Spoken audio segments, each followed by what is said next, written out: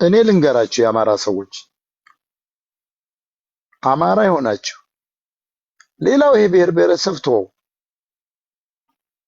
አሁን ፋኖ ምንድነው እየሰራ ያለው? መሪዎች ገንዘብ መሰብሰብ፣ ቤት መግዛት፣ ነገ ደግሞ ብልጽግ ህዋስ ሲመጣ ደግሞ ሳይቃረኑ መገናኘት፣ ስልጣን መያዝ፣ ሌላው ሙቶላቸው እነሱ እንዲከብሩ እንዲቀጥሉ ድርጅታቸው እንዲያስቀጥሉ እያየን ያለ ነው። ሌላው ምንድነው?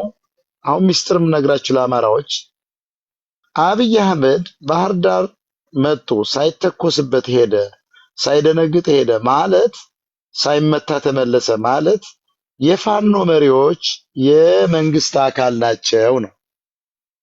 አብይ አህመድ ጎንደር ሂዶ ሳይተኮስበት ያለምንም ነገር ንቆን ተመለሰ ማለት የጎንደር ፋኖ መሪዎች የብልጽግና አካል ናቸው፣ የመንግስት አካል ናቸው ማለት ነው። እነ ምሬ ወዳጆ ጋር ሂዶ ተመልሷል። የሚገርማቸው ወሎ ሂዶ በሰላም ሲመለስ ካያችሁ የወሎ ፋኖ የብልጽግና አካል ነው ማለት ነው። መሪውን ነው የምላችሁ።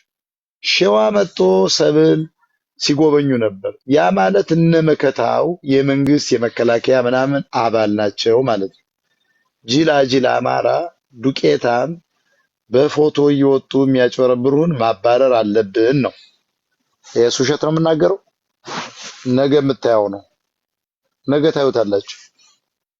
ይሄ ሁሉ ክልል የወደመው በፋኖ መሪዎች ምክንያት ነው። ክልሉን ለቃችሁ ውጡ ሲባሉ አንድ ቀበሌ መያዝ ትግሬ መሀይም ትግሬ ነገራቸው።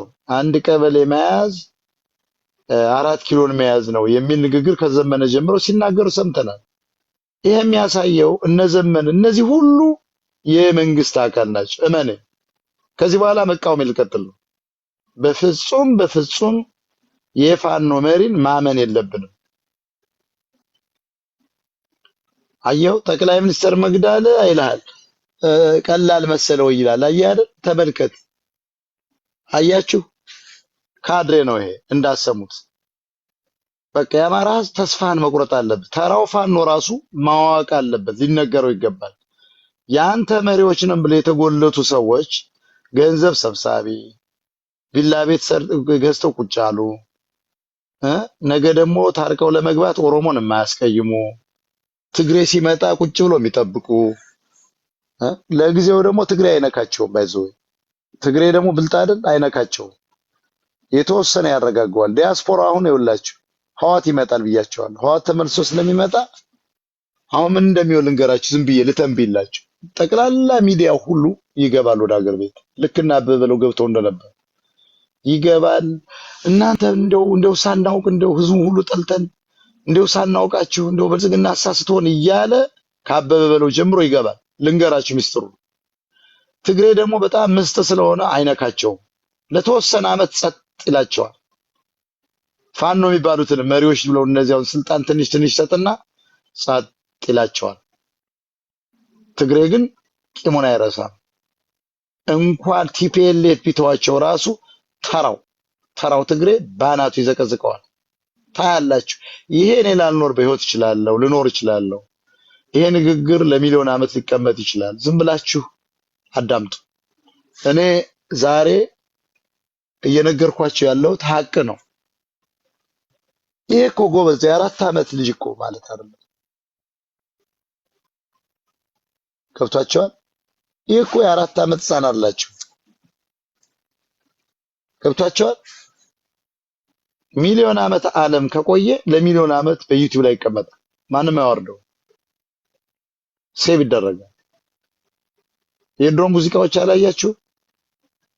የጥንት ሙዚቃዎች ዩቲዩብ ላይ ታገኛቸዋል፣ ተጭነው ማለት ነው። የዛሬ 100 ዓመት የተዘፈኑ እና እኔ እያልኳችሁ ያለሁት አብይ አህመድ ባህር ዳር ሂዶ በሰላም ከተመለሰ የፋኖ መሪ የብልጽግና አካል ነው ማለት ነው። አንድ አብይ አህመድ ጎንደር ሂዶ ከገባ ገብቶ ምንም ሳይሆን ከተመለሰ የፋኖ መሪዎች የብልጽግና አካሎች ናቸው። አትጃጃሉ፣ የመንግስት አካል ናቸው ማለት ነው። አብይ አህመድ ወሎ ደርሶ ምንም ሳይሆን ከተመለሰ የፋኖ መሪ የሚባሉ እዚህ አካባቢ ያሉት የሚጣሉትም የተስማሙትም የብልጽግና ተከፋይ ናቸው ማለት ነው። ሸዋ መጥቶ ሰብል እየጎበኘ አይቻለሁ። ረጅም ሰዓት መከታው ይባላል፣ ድንድር ማነው እስክንድር ይባላል፣ ያኛው ኢንጂነሩ ይባላል። አምስት ሰው እኮ ወደ ጫፍ ላይ ሄዶ አውቆ እንደው ዝም ብሎ አንድ ላውንቸር እኮ አልወረወሩ። አብይ ወዳለበት ሩቅ እኮ ነው። ላውንቸር እኮ ርቀት ይመታል። አንድ ላውንቸር አልተኮሰም። ስለዚህ ምንድነው የብልጽግና ሰዎች ናቸው። ተራው ፋኖስ ጀግና ነው። ተራው ፋኖስ የሚያታኩሰው መሪ ካገኘ ይተኩሳል። መሪዎች ግን ሞጣ ምን ብሎ ነበር ትላላችሁ? ከምላሴ ፀጉር ነው የተናገርኩት። አንድም ነገር ስተቱን አያውቅም። ለማየት ያብቃችሁ፣ ለማየት ያብቃችሁ። ቦርኮ ስልኬ ነው ወዳጅ። ይሄንን አሸንክታብ ግንባርሽ ላይ አድርገሽ የባሪያ ዘር ባሪያ ውጭ ከዚህ አንቺ ተታኩሰሽ አብይ አህመድ ፋኖን አንበርክኮ ቅዘና አማራ ተሸክሞ ነው ያስገባው። አሁንም አንድ ምን ተታኩሰሽ ነው ያንቺ ዘራውን የፋንድያ የባሪያ ዘር እና አሸንክታብሽን አማራ ሲያረጋ አይተሻል። ባህል የለሽ ወግ የለሽ ቅንቅናሜ እዚህ አባገዳ እንትን ያዳውላልሽ ደግሞ እዚህ ገብታ አማራዎች እንትን አታጡ መጣ ትሸነፉ ፈሳ እውነታችሁ ነው። ቀለዱበት ይሄን ገበሬ ይሄን ኋላ ቀር ህዝብ አግኝታችኋል። ዘረቢስ በይ ደግሞ ብስ አይባልም። ባሪ አማራ ዘረቢስ አፈርም የኬንያ ስደተኛ እቺ እኮ የባሪያ ዘር ናት። በጫው እኮ ስንሸጣት የነበረች እኮ ልጅ ነው። አማራ ስለወደቀ ይቀዝኑበታል። እየገባች ትሰደባለች። በክቲች ምን አባሽ ያገባሽ? የአማራ ፖለቲካ ነው የሚሰራው። ሀቁ ሲነገር ልታድበሰብሽ እኮ ነው የመጣሽ። ማጣፊያው ሲያጥርሽ ማለት ነው። የአማራ ወጣት ተደብቆ በአንድ ስልክ 20-30 እያየ ነው። ስለዚህ ፋኖ መሪዎች ላይ ነገ ጥያቄ ያነሳል፣ ህዝቡ ያባራቸዋል። ሌላ አዲስ መሪ ይፈጥራል። ራሱ ፋኖ እየሰማ ነው።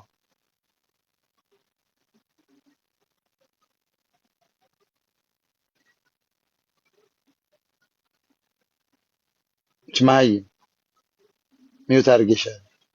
አማርኛ አስተካክል። አሁን ኦሮሞና ትግሬኛ ጋር ምን አገባው ጎበዝ?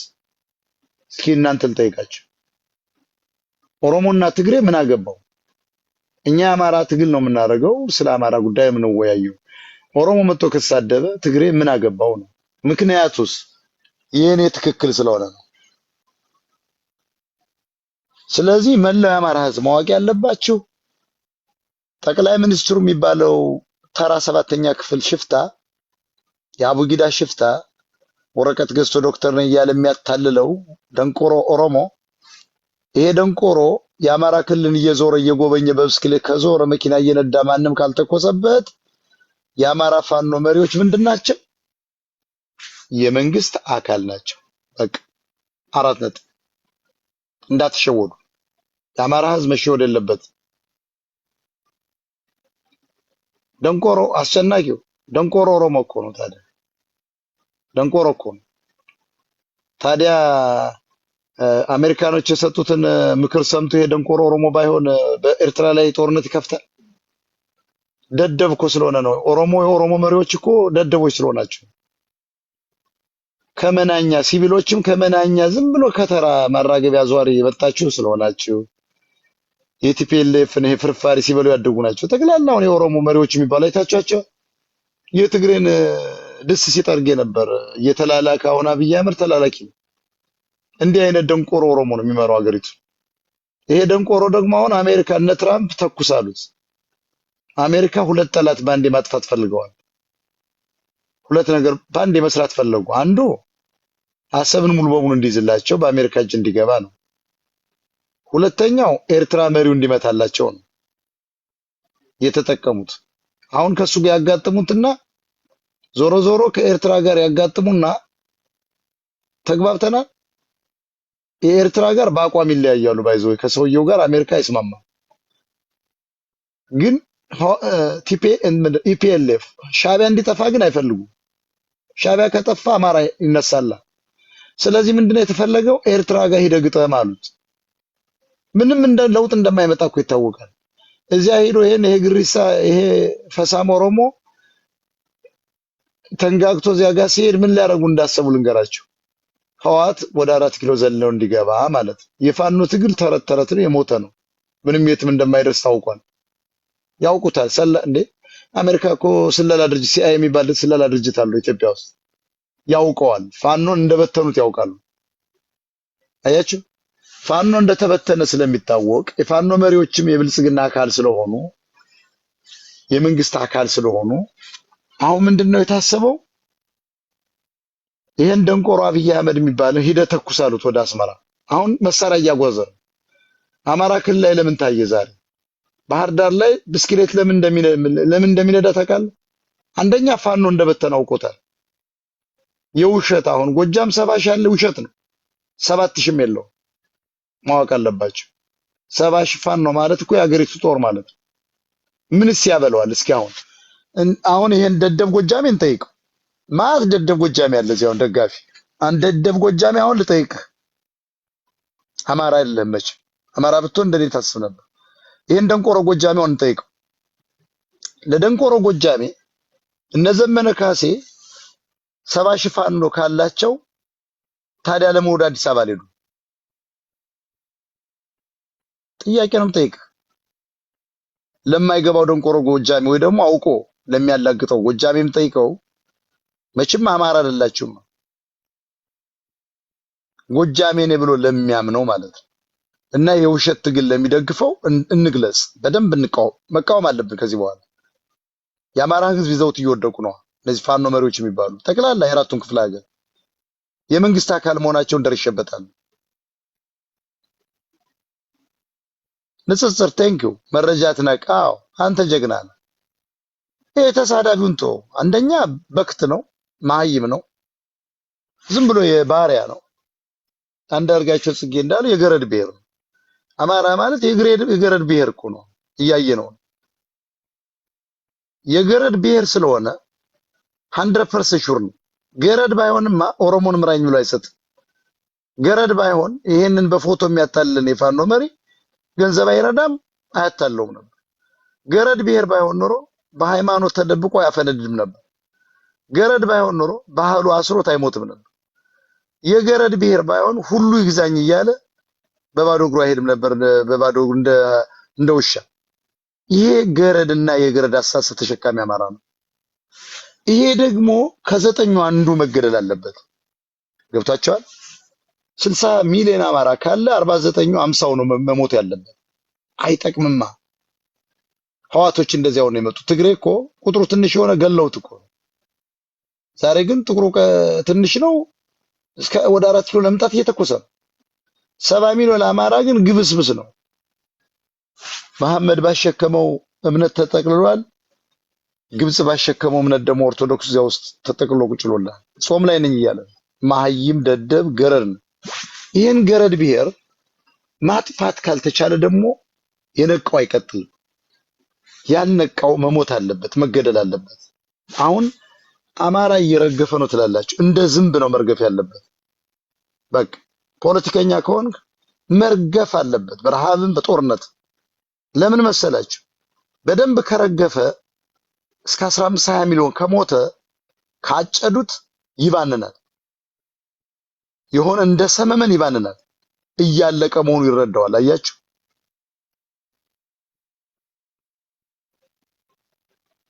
ገብቷቸው። ስለዚህ አሁን ጥያቄ ከበድ ያለ ጥያቄ ይዤባችሁ መጥቻለሁ ዛሬ። አብይ አህመድ በየክፍለ ሀገሩ እየሄደ ከተመለሰ የፋኖ መሪ የሚባሉት የመንግስት አካል እንደሆኑ መረዳት ያስፈልጋል። እኔ ጋር ውሸት የለም። ዋሽቼም ሰምተኛ አታውቅም። ነግሬም የተሳሳትኩት ነገር የለም። የኔ ፖለቲካ ሁሌ ኮሬክት ነው። አይባልም ይላል። ይኸውልህ ያክስትና ያጎት ልጅ መጣል። የፋኖ መሪ ሲነሳ አይባልም ይላል። አብሮ የሚበላው ነው፣ አብሮ የሚዘርፈው፣ አብሮ ቪላ ቤት የሚሰራው። አየው፣ ነፃነት ትባላለች አይባልም ትላለች። ለምንድን ነው የማይባል? እኔ እኮ እየጠየቅኩ እኮ ነው። እኔ እኮ እየጠየቅኩ ነው። ዳኛቸው አሰፋ የሚባል ዶክተር እኮ የሚተርትባቸው ለዚህ ነው። የካሴ ልጅ የወዳጆ ልጅ እ የነጋ ልጅ ከሚመሩኝ የሐመር ልጅ ይምራኝ የሚለው እኮ ፋኖ እንደፈረሰ አውቆታል። ፋኖ የትም እንደማይደርስ ነግሬያችሁ ነበር። ግን አማራ የማይሰማ ደደብ አህያ ህዝብ ስለሆነ አይሰማም። አሁንም አይፈልግም መስማት። አሁን በግራው እያዳመጠ ጎጃም ወደ ቀኙ እየተፋው፣ ጎንደሬው በቀኙ ጆሮ አስገብቶ በግራው እየተፋው ያናንቃል፣ ይጥላል፣ ይሳደባል፣ በቀኝ ይንፈራገጣል። ይሄ ማለት ራስክን እያጠፋ ነው። አማራ አትንፈራገጥ፣ እንደ ፋሲካ በግ መውደቅን እመን።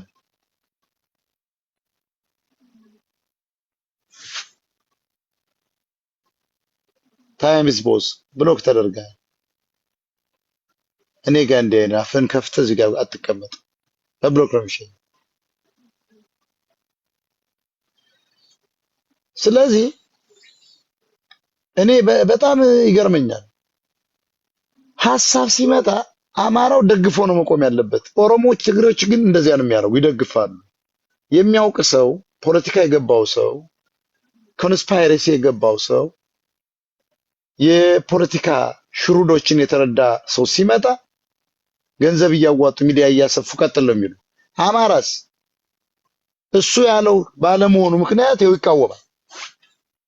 ፖለቲካ ሳያውቅ መጥቶ እዚህ ጋር ይቃወማል፣ ይሳደባል። ለራሱ ማዳኛ እየነገርኩት ሚስጥር እየነገርኩት እኔ ሊሳደብ ነው የሚመጣ ወጣቱ። ፋኖ የሚባለው አሁን የአማራን ገበሬ ነው እያስጨረሰ ያለ። ምንም ለውጥ አያመጣም። ተሽመድምዶ አልቆለታል። ገሚሱ እጁን ሰጥቷል። ገሚሱን ገለውታል። ይሄ ራሱ ይሄ ሆዳሙ አማራ ገሎታል እያሳደደ። እውነተኛው ፋኖ ደግሞ ወደ ቋራ አካባቢ መሽጓል። ጫካ ውስጥ ነው ያለው።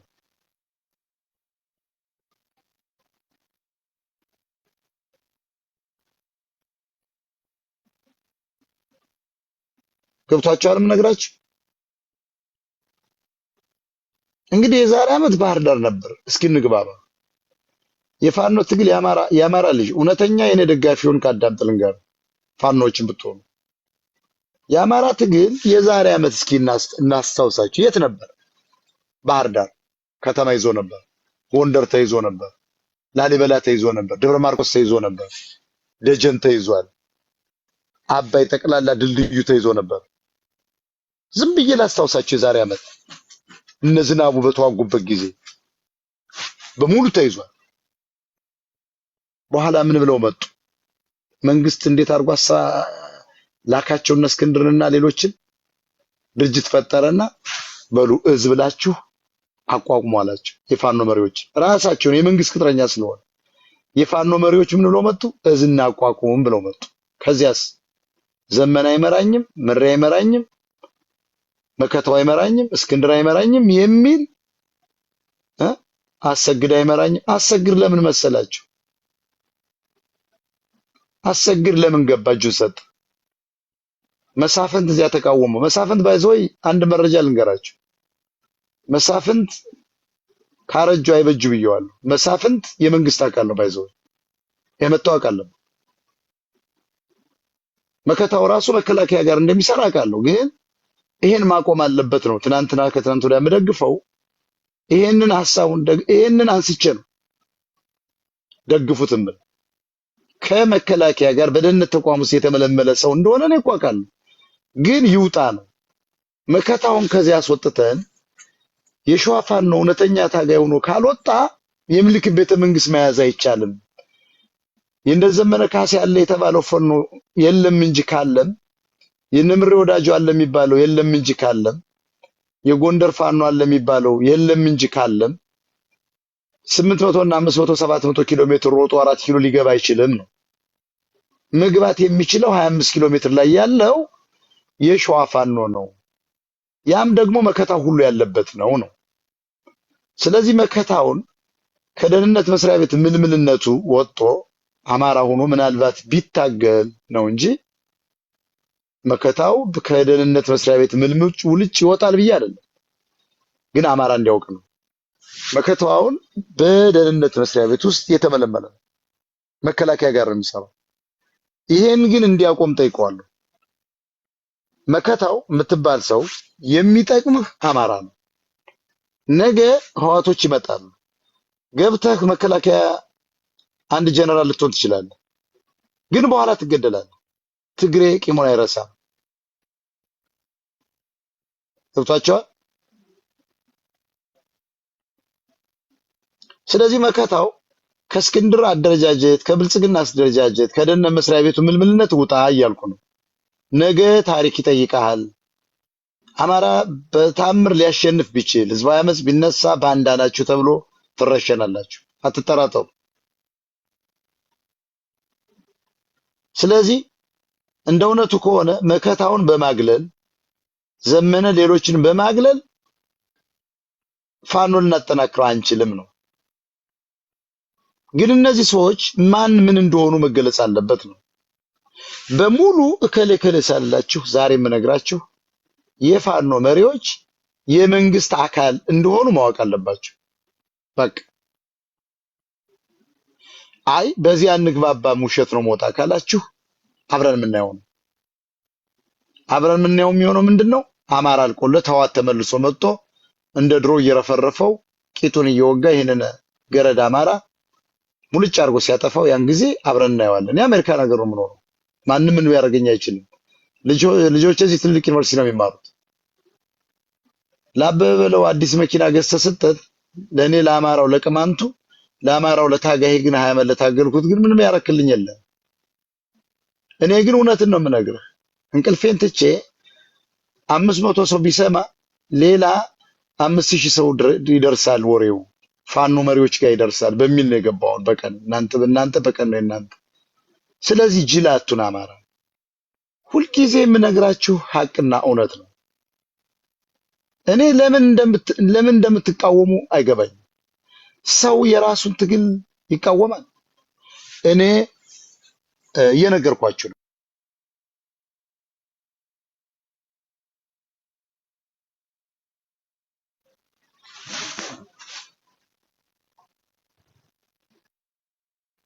ይሄ እኮ ጎበዝ ምንም ፊዚክስ አይደለም፣ ማቴማቲክስ አይደለም ጋይስ። ይሄ እኮ ዝም ብለህ እንደ ሰው አስበው እስኪ። የዛሬ ዓመት ለ4 ኪሎ ዋጋለሁ ያለን ፋኖ ባህር ዳርን የተቆጣጠረ ፋኖ ሚስጥሩ ገብቷቸዋል። ግን ባህር ዳር ለምን እንዳልተቆጣጠሩ እስኪ መልሱ ሊከታች ፖለቲካ የገባው ወይም እውነተኛ የሆነ አማራ እስኪ ይናገር። ለምን ፋኖ ባህር ዳርን አልያዘው? የፋኖ መሪዎች የመንግስት አካል ስለነበሩ ነው። አሁን የተጫወተበት አማራ ፋኖ ነው። ገሚሱ መሳሪያው እንዳይነጥቁት የሸፈተ ነው። ገሚሱም የበግ ሌባ ገብቶበታል። ገሚሱም ሰው ገሎ የገባ ነው። ገሚሱም ከእስር ቤት ያመለጠ ነው። ገሚሱም የሚበላው ያጣ ነው። እውነተኛ ለአማራ ኮዝ የገቡት 1% አይሆኑ። እነሱም እስካሁን እየተዋጉ ነው፣ ጫካ ናቸው። ለገንዘብ ስብሰባ የገባው ስሙን የገነባው ህንፃ የሰራው ቪላ የሰራው ሴኖትራክ የገዛው ልጆቹን ውጭ ሀገር የላከው ፋኖ መሪ ወይም ፋኖ ሊባል አይችልም። ስለዚህ ምንድነው እየነገርኳችሁ ያለው? አብይ አህመድ ሸዋ ገብቶ ሰብል ጎብኝቷል። አስታውሱ። ወሎ ገብቶ ጎብኝቷል። ጎንደር 2 ጊዜ ገብቷል ጎብኝቷል። ያውም ፋኖ በታጠቀበት። ፋኖ እኮ ከተኮሰ አይስትም እንኳን ስናይፐር ይዞ። የድሮ ኋላ ቀር መሳሪያ በጓንዴ እኮ ከ1000 ሜትር ላይ የሚመታ እኮ ነው ግንባር ለይቶ። ዛሬ ግን መነጽር ያለው ስናይፐር ታጥቋል። አብይን መምታት አቅቶት እንዳይመስላችሁ። ተመስገን ጥሩነህን መምታት አቅቶት አረጋ ከበደ እንዳይመስላችሁ። የፋኖ መሪዎቹ የመንግስት አካል ናቸው።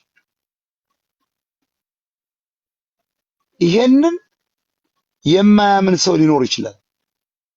ነገ ግን የምትደርሱበት ነው። በሁሉም ከነዘመነ ጀምሮ የመንግስት አካል ናቸው። በቃ ልንገራችሁ፣ በምንም ታምር እኔ ዋሽቼ አልኖርም። እኔ ልንገራችሁ፣ አማራ ህዝቤን አልዋሸውም። በቃ በምንም ታምር ከነዘመነ ላይ እጄን ከዚህ በኋላ አላነሳም።